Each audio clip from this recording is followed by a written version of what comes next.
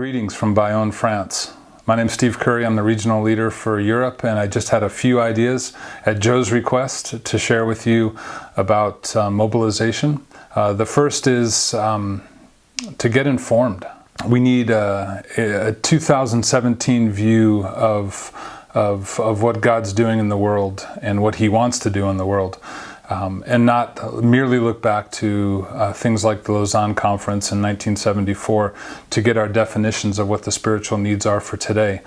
For instance, the terms UPG, the terms 1040 window, things like that were born out of that 1974 important conference as it was. But the world has radically changed today. Today we have 66 million people living outside of their home country for one reason or another. The phenomena of diaspora and refugee ministries is radically changing and shifting around where the unreached actually live. And so just a few examples. The explosion of the church in the global south, for instance. China is on its way to becoming the largest evangelical country in the world. Who would have thought that back in 1974? Places like Europe, once used to send missionaries, William Carey, Hudson Taylor, are now the only continent on earth that it's in spiritual decline. So those realities are today, 2017, and I would encourage you to get informed about those. We also need to be careful of the cliches we use. I hear one cliche, and I used to use it myself. Why should somebody get the opportunity to hear the gospel twice when there are people who have yet to hear it once? But when you turn that little cliche around, how many of you responded to the gospel the first time you heard it? Also, the cliche about Europe being a post-Christian continent. I think that's greatly overused. And having lived here now for 10 years, I would refer to Europe as post-Christendom rather than post-Christian. Christendom being the structure of Roman Christianity in basically connected and tied to local governments and monarchies.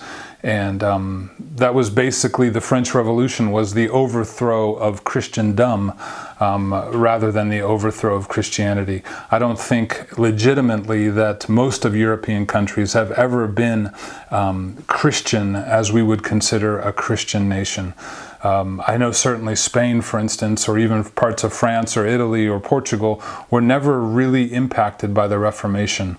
The Counter-Reformation basically stopped the spread of the gospel by the end of the 17th century. Kind of leads me to my second point, which is you guys as mobilizers need to lead. I think you need to lead, first of all, you need to lead the church. You know, we've had a very difficult relationship in defining the church. There's this dichotomy between the church and the parachurch, which is completely unbiblical. Nowhere in Scripture do we see a deference to the church as being the four walls that have a particular fixed address and a pastor, a full-time pastor. Paul and his missionary team that you see in Acts 16 mobilizing Timothy is just as much the church as the church in Antioch was the church. So we need to get rid of this dichotomy that kind of puts us at a place of deferring everything to the local church. For instance, I think we defer too much to the local church, not only because of our wrong understanding of what the church is, but also because we're over-impressed by big personalities. We're over-impressed by the size of some of the mega churches. We're over-impressed by the huge budgets that some of the mega churches have, and we just need to stop that, to stop deferring everything to the church, because the church is going to make an uninformed decision if we do that. So those would be my two challenges, I guess. Well, actually, no. I have a second part to the second challenge. Is you need to continue to lead those that you are mobilizing as well. We have this tendency, and it's a strong value in pioneers, to get behind whatever God's doing in the life of a recruit, and we want to certainly not lose that. But that doesn't mean we don't provide leadership to that recruit, to that person. I think people need, number one, to be challenged with a long-term view for their lives. Many of these people are embarking on a full-time career in cross-cultural missions, and so we need to, as mobilizers, paint for them a realistic picture of what the next year, 2 years, 5 years, 10 years, 20 years could look like, and not let them come out of the gates at a breathtaking sprint that will end in their returning home because they haven't thought through the intricacies of cross-cultural ministry and the difficulties of cross-cultural ministry. I like to lead people in stages, help them, number one, get prepared for language learning and the brokenness that comes from learning a language, the brokenness that comes from getting rid of your home culture. We simply can't prepare them solely based on what I call a sending euphoria, this feeling that I can, that you get as you go around the country, raising finances, getting ready to leave the country. You're put up on a pedestal. People are continually telling you, I could never do what you're going to do. And aren't you amazing because you've responded to that? Well, those feelings of euphoria end at baggage claim when the missionary lands on the field. And we need to prepare them for that. We need to prepare them based on our experience. Also prepare them strategically. If somebody has a heart to reach the Mipuri Muslims in Pakistan, for instance, why not encourage them to spend 2 or 3 years learning Mipuri culture and planting a church in a place like Bradford, England, where the population of Mipuri Muslims is so large that they were able to elect their own mayor.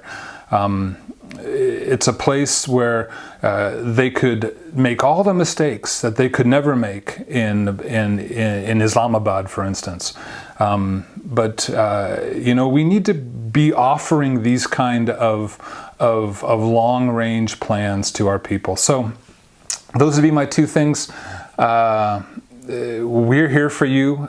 We love what you guys do, and we want to support it. We have our newest teammate, Rachel Dennis, was on the traveling team, and she's living here locally, and she's going to oversee mobilization for all of Europe. So she's not going to replace the relationship you guys have directly with teams and area leaders, but she just is going to be in place to help make sure communication keeps flowing back and forth, and that you guys have an informed view of what our needs are and what the opportunities are.